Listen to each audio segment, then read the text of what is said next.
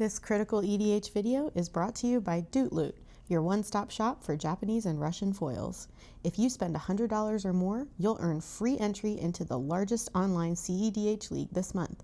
So don't miss out and upgrade your deck's bling today. How's it going, everybody? While it's fresh in my mind, I want to talk about the Fringe Festival 2 and my run at the tournament playing Shorikai. I think the tournament was just a super fun time, and this is something we do every year here locally in Littleton, just south of Denver, Colorado. Last year we had the first Fringe Festival right after Christmas, and I actually ended up winning that event as well. That was kind of a big win for me. The prize on Fringe Fest 1 was a Bayou and some cash. This time it was a Grim Monolith and some cash. I thought it was prudent to keep, ban the deck that won last year. So I played Yidris last year. That wasn't banned, and that was pretty fringe. This year that was banned, so I had to come up with something else. This ban list is pretty exhaustive. It's all five colors banned. Anything that puts two partners in the command zone is banned. Lots of really powerful single commanders like Atraxa and Brea and all that four color kind of good stuff is banned as well. There's a couple four color ones that weren't banned, like Aragorn. I think that's like not as strong and is kind of a fringe strategy.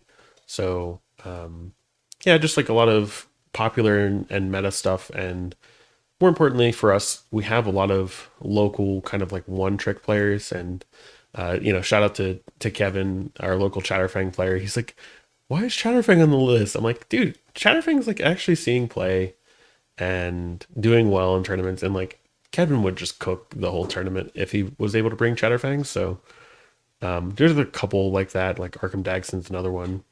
But for the most part, just powerful stuff that's seeing play and stuff you would pretty commonly see when you go to a cEDH tournament is banned. So for me, that left a couple options. Both were pretty much Azorius. I think the first one I worked on was the Flip Wheeliod. That deck was really interesting, and I have more experience playing that deck than I do Shorikai, but I enjoy it, but I think that it was like a little too commander reliant, and I wanted something that was a little bit just more generically good. So that's why I ended up with Shorikai. Another option was Grixis Turbo, and stuff like Cormella and Marchesa I think are pretty strong. I know that Jax brought Cormella. Actually, to correct myself, Jax brought Kess. I think that deck is like pretty solid as far as, acknowledging this ban list. But I think there were, just from my perspective, I think a lot of people were thinking about like Drannith and White Stacks cards being pretty strong as far as like keeping the commanders off the board and controlling it. So like we had our own metagame, and everyone had kind of an idea of like what was going to happen going into this. But for me, I think playing control, especially in the longer game, felt correct. And I really like playing control. So that's how I ended up on Shorikai. People will say, oh, well, Shorikai is like an old commander. It's saw a lot of play before. But like right now, it's largely not seeing play. It's not putting up good results. So that's why I felt, comfortable playing with it and building it. So in this video, I'm going to talk a little bit about the deck, a little bit about the tournament, and kind of not do just a deck tech, not just do like a tournament report, but kind of do both. And we'll kind of bounce back and forth between a couple things, and hopefully you enjoy it. Here's some pictures from Fringe Fest 2. This was at Enchanting Grounds Littleton, and we kind of packed out the place. They have a sale table every year, and the sale table kind of takes up a lot of space in the middle of the store, but we were able to pack in 40 players, and we're pretty much wall to wall of people.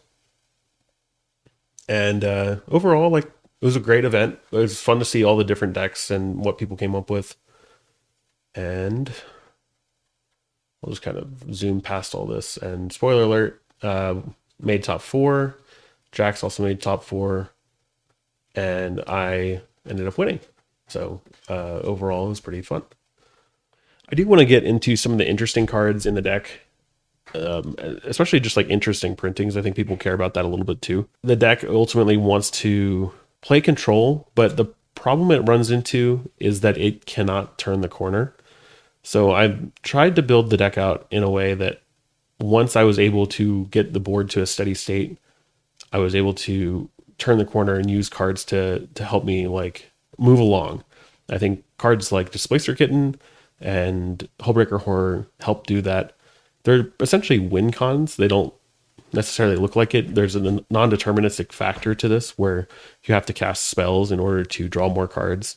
And then hopefully you get to the point where you can go infinite with making mana. And once you're able to do that, then you can use Shorikai as an outlet to draw your whole deck or other cards in your deck to keep drawing cards. And then use something like Blind Obedience to extort and kill the table. Opponent concession is also a very valid win con, because once you're able to go infinite, you can say like, okay, well, not only can I go infinite, but I have flash speed, and with each cast I can, with multiple Hullbreaker Horrors, make sure that no spell ever resolves, and also just bounce all of your permanents back to your hand, and then I will eventually just kill you with, combat damage. There's really not much they can say with that. Looking at some of the cards in the deck, and these are like notable printings, or maybe I just might talk about the card a little bit.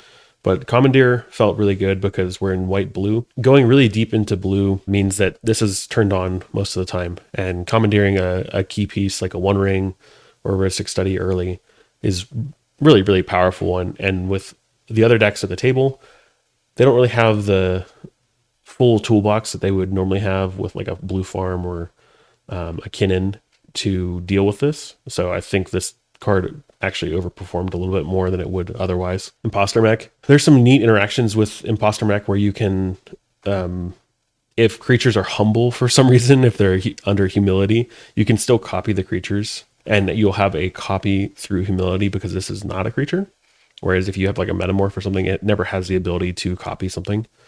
Even artifacts, because it has no abilities. Out of Time. I was very heavy on board wipes this tournament. I think I ran 3 full board wipes, but this one is neat because you can tutor it off of Enlightened Tutor. E-tutoring for an Out of Time.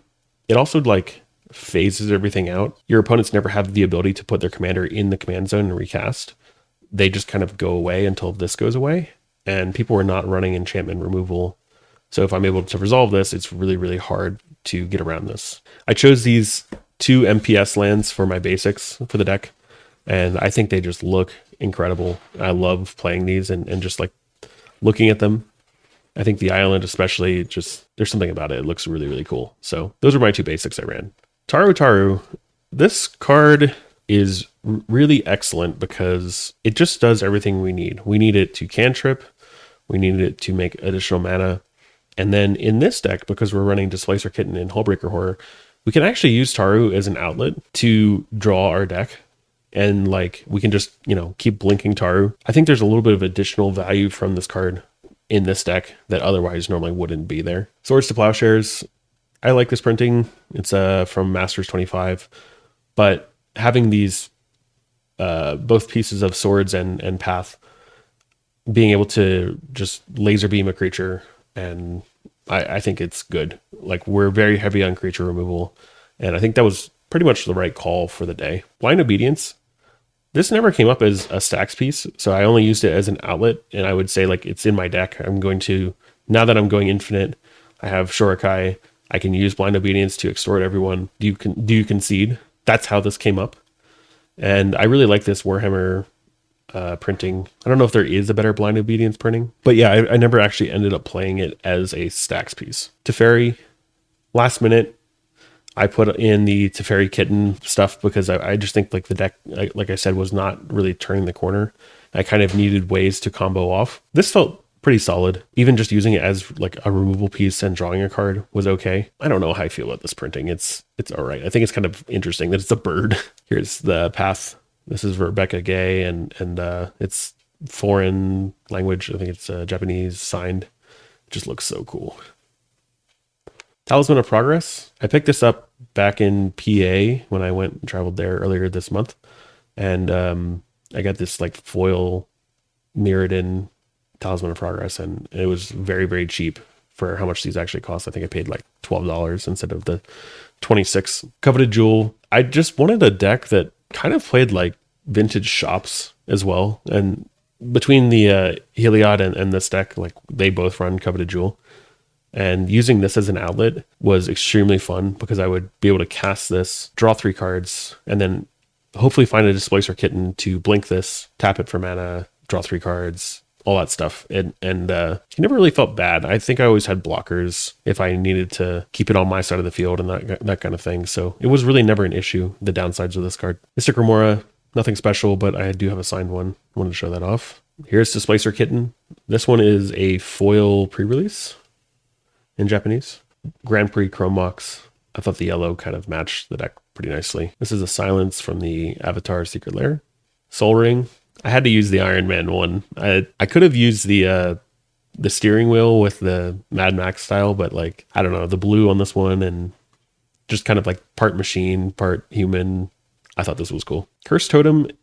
This actually ended up being a more flexible card than I thought. I didn't really need to run this, but I would put this down and then people would either have to remove it or it just like wouldn't affect the board at all. I think that depending on what you're running into, you could probably cut this. Yeah, you just definitely don't have to run this as a stacks piece, but this is a foil etched Japanese Cursed Totem. Dramatic Reversal. This card is just such an overperformer in this deck. You need to make broken amounts of mana, and thankfully your Shorikai / One Ring also tap to draw you cards. So being able to not only make additional mana, but draw additional cards with Reversal is actually key. Fellwar Stone. This is also from the Avatar Secret Lair.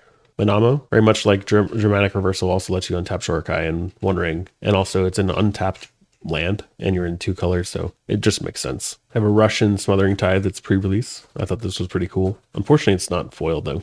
Aven Interrupter. This was a choice where I was playing a more creature heavy deck in Shorikai than other Shorikais were. I think there were at least one other Shorikai at the tournament where they were running almost zero creatures. But Aven Interrupter, for me, I wanted to be able to stop breach lines and also interact with like a Grand Abolisher being in the stack. Even if it's like uncounterable through Cavern of Souls, I can just use this Aven Interrupter to take it off the stack and then make it cost more. This came up maybe twice during the tournament, and it felt really good both times.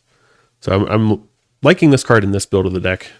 There's also a really strange interaction where you can, with a Displacer Kitten, start blinking your Aven Interrupter and start removing spells from the stack with the ETB. And if you remove instants from the stack with this Interrupter, you can cast them from exile as a sorcery because it's plotted. And those instants that are like counterspells, they don't do anything as sorceries. So this is a pretty strong interaction. What I didn't really expect through the tournament was how effective Displacer Kitten would be and like how easy it was for me to resolve. There were a couple of times where it got targeted removal pointed at it, but I was able to use its own ability to flicker itself and protect it. This card ended up being an all-star, and focusing more the deck around the Displacer Kitten is probably what helped me with winning the tournament.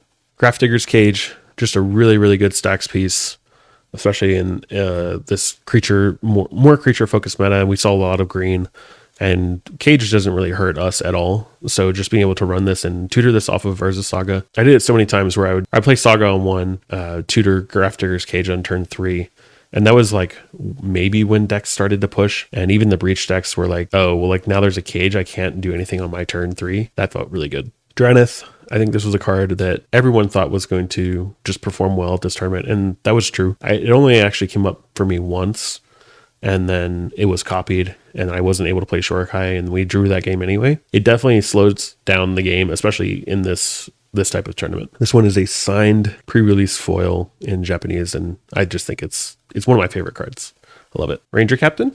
Not really much to say here. I'm not on Grand Abolisher and Voice of Victory. This was a more dynamic piece for me, and like I was favoring the 3-drops and some of the power there. Being able to tutor for Mockingbird and Azure Sentinel. Really not much to say about this card. I think it was okay in the tournament. And this is a Russian signed Ranger Captain. Tezzeret Cruel Captain. I was not sure about this card, but again, it's like another displacer kind of outlet because you could cast a spell on especially on your turn. You could flicker Tezzeret and then use its ability to untap an artifact or a creature, or you can search for another artifact and like let you keep the chain going with this. It was interesting because like a lot of my wins were storm wins with this deck, where I would do something with Displacer, produce either more mana or draw more cards, use that mana to cast more cards or use those cards to make more mana, that kind of thing, go back and forth until I was able to find a win. This is a Mana Vault.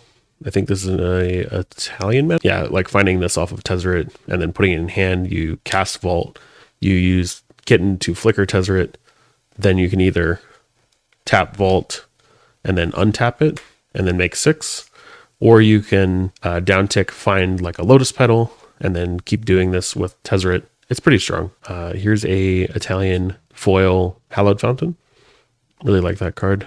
Here's a Spanish Phyrexian Metamorph. This is a launch promo, I think. This with Displacer Kitten, like I said, clones, being able to flicker these and have them re-enter as other things. And also just maybe making 2 Displacer Kittens, which is something I should have done in the finals. Or even just the semifinals was something I missed. And I probably should have done that. Hullbreaker Horror, man, this card is like, it is a true win con in this deck. And being able to just Hullbreaker, you'll make enough mana, right? Once you're able to make enough mana, you go, cool, I can go infinite with my Soul Ring, my Mana Vault. And you're like, okay, well now I can go infinite with my Arcane Signet, Soul Ring, Mana Vault, make infinite colored mana. And then I can go infinite, make, infinite casts of Shorikai, tap, draw my deck, win the game. And having this piece to do that, it felt so good, especially having it at flash speed.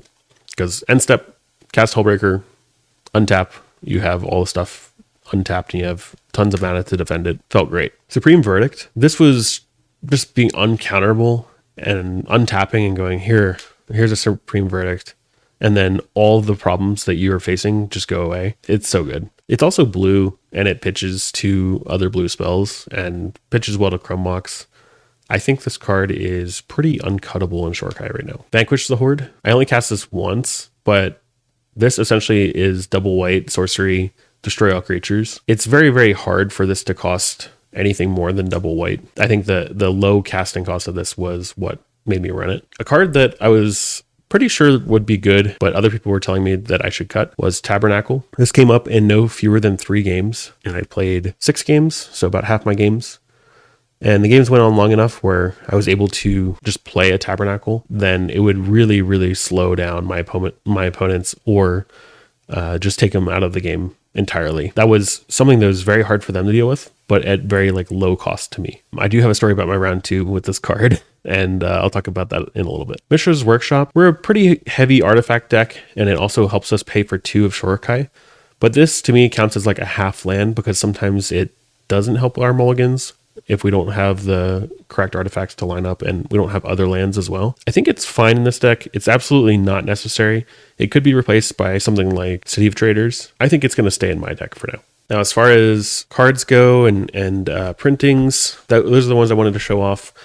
The rest of the deck is pretty standard printings, nothing too special. Also, nothing too special card-wise, but there's a lot of control pieces and a lot of card draw pieces like Wan Shi-Tong and Archivist of Ogma. Those felt really great. And things like Unwinding Clock, if you're able to resolve this, it's essentially a Seaborn Muse, and even a little better for us sometimes because we're able to cast it off of things like Mishra's Workshop. And then Counterbalance felt really, really good all weekend, as well as Amphibian Downpour, just being able to instant speed, take care of a bunch of creature problems. The other thing I was relying on this deck, and something that was very important to me, was I really wanted the deck to mulligan well.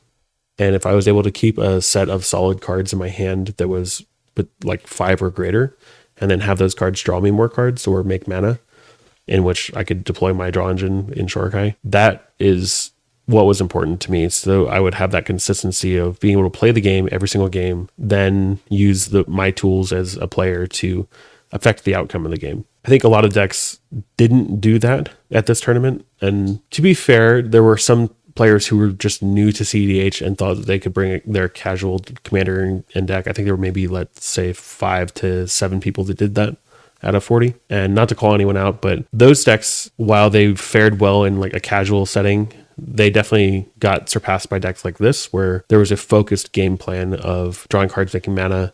There's no pet cards really in the deck.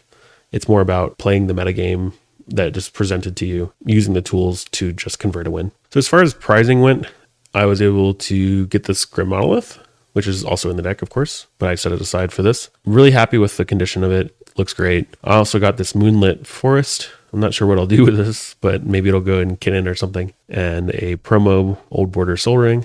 that is curved to hell, but we can straighten that out. Next, I want to talk about a few cards that underperformed for me and things that I would change moving into, let's say I had to play this tournament again and I wanted to make some optimal decisions about deck building. I think running 2 keys was too many because I would get one and I'd see another, and then like it didn't really help me. It would like help me make 1 or 2 extra colorless mana. 2 was too many. And I think I could reduce down to 1 into something that would help me turn the corner, which is really what the deck needed. Mana drain, having to spend 2 blue for mana drain, my opinion was like, okay, well, I just need another generic counterspell, and this is an upgraded counterspell. Therefore, I should just run mana drain because I need to counter a creature or whatever. And then maybe I'll make use of this mana with some of my artifacts and stuff. But it really never came up throughout the whole tournament, aside from me drawing it twice and then being able to not cast it because it was double blue. So the main issue for me was actually that it was double blue, and I'll talk about what I replaced it with here in a second. Grand Arbiter. This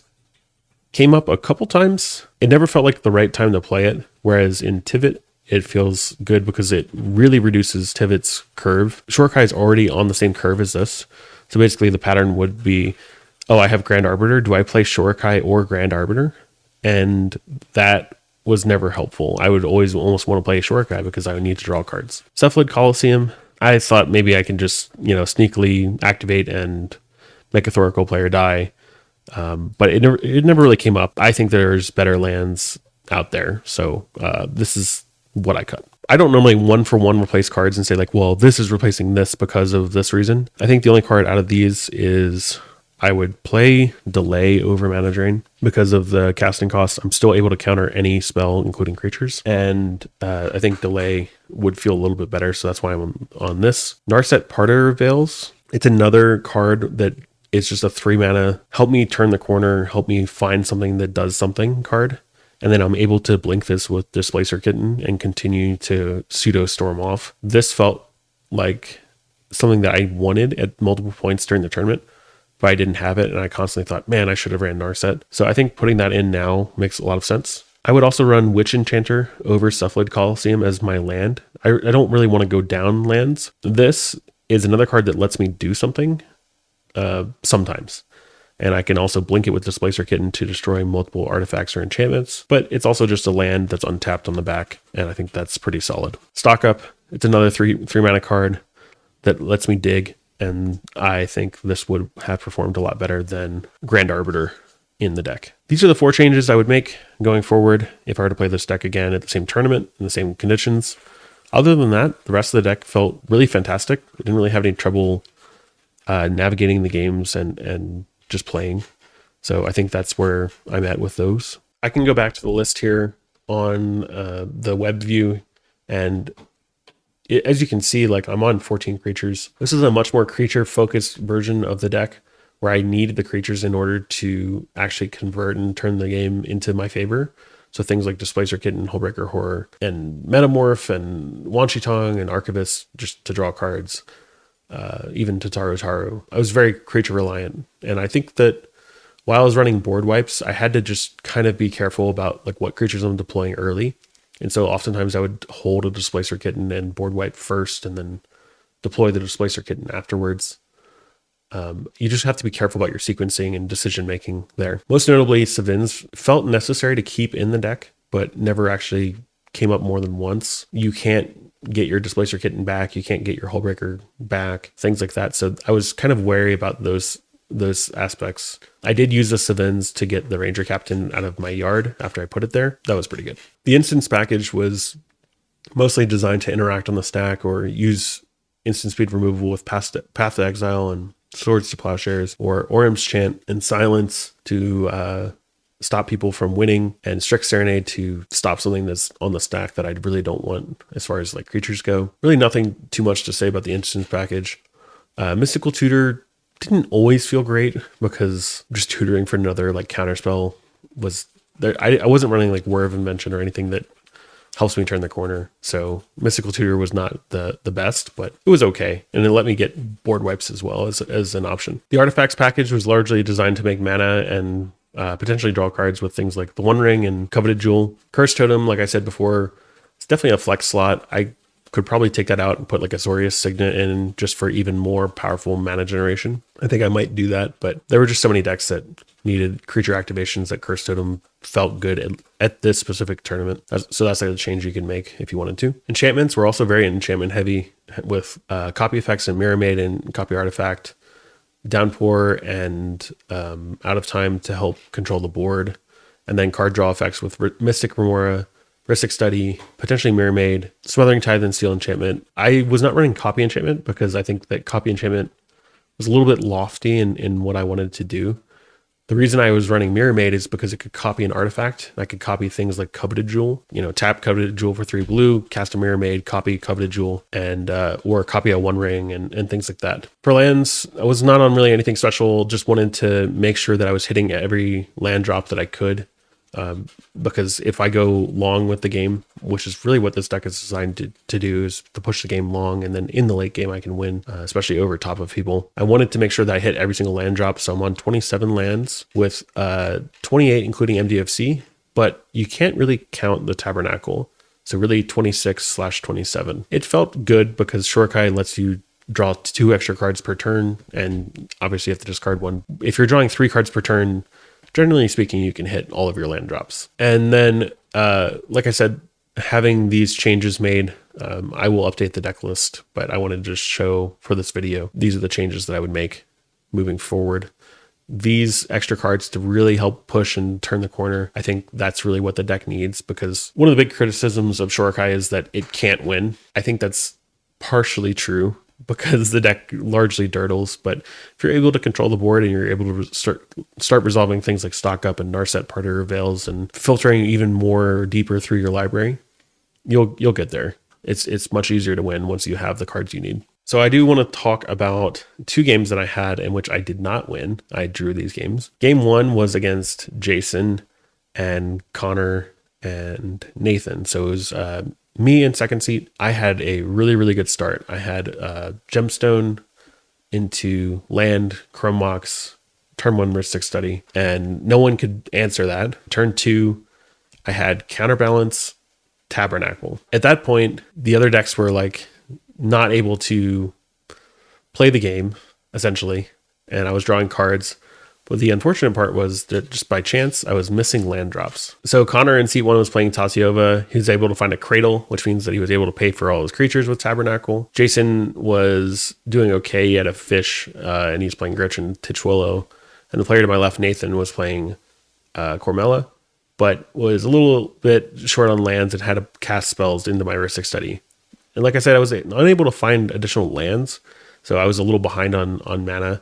And because of this, the other players were not controlled by Jason, but Jason was basically like, we need to work together in order to stop Logan. And like, the only way we do that is if we draw the game, because there's really no end in sight for them with a start like that. And I totally understand, but man, like even 3 players being controlled by Jason and just like tutoring optimally and stuff like that, the deck felt really good and felt like I was able to just hang in there. At some point, Connor was able to overcome the mana situation caused by Tabernacle and Counterbalance and Rhystic Study, and just he broke through with additional extra turns in Tatiova and was able to put my death on the stack, and we drew. Game 2, I ran into another Shorikai player, and this Shorikai build was very, very different than mine, where I think it was very, very low in creatures, ran the card Humility.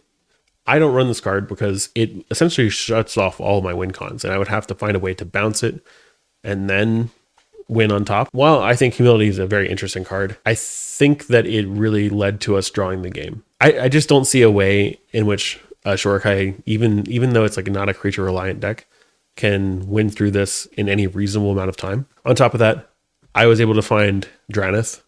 The Shorikai also found Draneth, and I made a copy of the Draneth with a Imposter mech, so he was not able to get his commander out. By the time I was able to get my commander out with the Humility on the field, there was a Karn on the opposite side of the field, so we couldn't activate our artifacts. The game got really locked up, and then I played a Grafdigger's Cage and a Curse Totem. Literally, no one could play the game. Also, there was a Selvala at the table that was Sylvan. They were very, very locked out. They had creatures that had no abilities. Even if they had abilities, they couldn't activate them.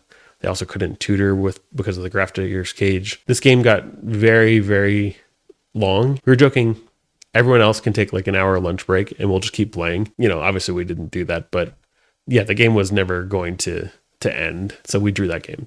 So I drew rounds 1 and 2. In round 3, I was second seat. I found a very early Esper Sentinel. I then copied Esper Sentinel in turn 2 and also played a Mystic Remora. And I presented a board state in which if anyone cast a spell, essentially in like a non-creature spell, I would draw 3. But the problem was that there were 2 other decks at the table which were not casting non-creature spells. I think this deck was on Gitrog. I don't quite recall what this deck was on. And then Don was on Zerda. Don, he cast a turn 2 Grim Monolith, which means that in Zerda, if he casts Zerda next turn, he has infinite mana. And this player, Jeremy, I believe he was playing Loot. He cast a Archdruid's Charm to kill the Grim Monolith. By that point, I had drawn essentially 5 cards from my draw engines. And then I basically deployed a bunch of mana, cast a Kitten, and then had enough for Hullbreaker Horror and went infinite on turn 3. And that was the fastest round of the whole day because I just untapped and won. And that explosivity is not something that people really expect out of Shorikai. It's something that I was really trying to focus the deck for the tournament, because if I'm able to just get the cards I need, then I can just win out of nowhere, and it's very hard for people to interact. Round 4, I was in third seat. I was against Jacob Hawken, the Gitrog Monster, obviously me, and then this was the Wise Mothman. And I found a very early Tabernacle and was able to keep Mothman kind of at bay. Also make it really impossible for Jacob Hawken to flip because they had to keep paying for the upkeep cost of Tabernacle. Tabernacle actually helped Gitrog sometimes because they would sack one of their dredge creatures. Like they'd play their dredge creature, sack it, and then dredge it again. There was a little bit of a loop with that happening. But throughout the game, the Jacob Hawken player was just phasing out and interacting with Gitrog. And I kept showing him that like I had no way to interact with Gitrog, even though they were like kind of playing through the stacks and stuff like that. So I think that benefited me quite a bit, where I didn't have to devote resources to interacting or not losing the table. And then I was just able to pull through a win because at some point the Gitrog player just had to start casting spells into my draw engines. And then I drew the cards required to win. Top 13 ended up in first seed. First seed had a bye, and then I was actually seed 3 out of Swiss. My total record was 2-0-2 at 12 points. And being Shorikai and again, like the deck that is notorious for not being able to win, I was pretty happy with that record. And then Shorikai also really overperforms in Top Cut because the games are generally speaking longer and people play more responsibly because you're not able to draw. I had an early fish and I paid for 5 times just because I was like trying to stay afloat essentially, and other people developed into heuristic studies and I didn't have one. Seat 4 started pushing for a win. Austin was essentially stopping him and he kept saying like, if you don't stop, like Logan's going to win. I had an E-zone with enough mana from a Taru that I've had like all game. I think I had 7 untapped treasures from Taru. I just had E-Zone, Hullbreaker Horror, which does have Flash, but I need Flash for the other things. So I was able to just wait until the last thing on the stack was the Thassa's Oracle ETB, respond by cracking E-Zone, playing Hullbreaker Horror, playing all my mana rocks, going infinite, and demonstrating a loop in which Austin essentially had no cards in his library because he was drawing off of his own Rhystic, and the other player had already exiled their whole library due to a demonic consultation. Neither of them really had the tools to interact at that point. In top 4, I had an okay start. I had Urza's Saga and a blue land with a Rhystic Study and a Mirror Maid, as well as an Archivist of Ogma, but no white land, so no guaranteed plays. But to me, my biggest threat here at this table was the green deck tutoring out creatures with spells, and also Jax playing in Grixis and having a breach combo in turn 3. So for me, because I'm in priority order above those 2 players, if I resolve the Urza Saga in turn 1, by turn 3 I have a guaranteed Grafdigger's Cage, and also a Rhystic on curve, presumably, if I'm able to find another land. So I took a little bit of a gamble on the hand. I was pretty confident in my deck being able to produce some sort of mana, whether it's like a Lotus Petal or something. I just really needed 3 mana on turn 3 in order to play the game. What happened was even better. The first card I drew for turn was a Windswept Heath, meaning that I have 3 lands in hand now, and on turn 2 I have a guaranteed Archivist. So played Saga, passed, played Windswept, fetched, also passed. Jax went to tutor. Both Connor and I played, he played Wanchitong, I played Archivist, and then I was able to draw cards from that. Turn 3, I got the Cage, played Heuristic Study, just grind out the game from there. Jax found a Necro. I didn't have any interaction for the Necro, but he also had a really terrible Necro pile, and we kept hitting him between Tatiova, taking an extra turn and hitting him with Wanchitong twice, and me hitting him with Archivist. He was down really low, and then he essentially didn't find what he needed. Passed with like 1 or 2 life to the Rafine player, Jesse, and Jesse I don't think had the creatures to kill Jax. And then I had the Archivist, and I was like, Jax, give me a reason to leave you alive. And he's like, no, I don't have one. He's like, I really want to go to a concert. And he's like, I don't have a win. I don't have like a way to win. So you might as well like just kill me. And then so I did. I killed him, and I was like, have fun at your concert. Which was able to just grind out the game and had a pretty solid win from there. And yeah, I mean, the deck felt fantastic all day. I think my point and focus about having good mulligans was really, really valuable. That's something I'll take away for next year at this event. Because I won with this deck, that means that Shorikai will be banned next year, regardless of how well the deck does over the year. If I had a nickel for every time I won a Fringe Fest, I'd have 2 nickels, which isn't a lot, but it's weird that it's happened twice. Maybe I'll win next year and go for the hat trick, but I don't know. I think this event is really, really fun, and I hope people had a really good time at the event. It wasn't fun just because I won. I had a good time regardless. Getting to talk to people about their decks and all the cool cards they get to run, and have a little bit of a lower stress event at the end of the year before we have, a new season, new start to the year next year. Overall, I think Shorikai is a great deck. I don't know how it compares to the rest of the meta right now. If I had controlled choices, I think I'd probably play Tivit or Glarb instead. But even so, the non-creature aspect and like board wipe aspect, if you're playing into a heavy Rogthras meta or Cradle meta, anything that uses creatures, or like a heavy creature meta, Shorikai might be a good deck if you're playing that control angle where you can run those extra pieces of board wipes and not feel too bad about it. Things like Supreme Verdict and Vanquish the Horde just feel really, really good, because they're either cheap or they're uncounterable. And then it really sets your opponents back to square one, and you're not really losing anything because your commander doesn't care. For those reasons, I think the deck is cool. If you want to hear more about the deck, feel free to ask me about the deck. Always happy to talk about it. I don't think I'm going to take it apart now that I've won the event. It'll probably end up in the bag. I'll take a lot of the real cards out of it and replace them with proxies, and then take these cards, put them back into Tivit and back into my other decks where they belong. It's very cool to win a Grim Monolith and have that card to show for it. I didn't have one of these yet, so knowing that I won the Grim Monolith, just like my Bayou at the tournament, it's something special. I wanted to say thank you to Enchanted Grounds for running this tournament and hosting us. I think that's all for now. We'll see you in the next video.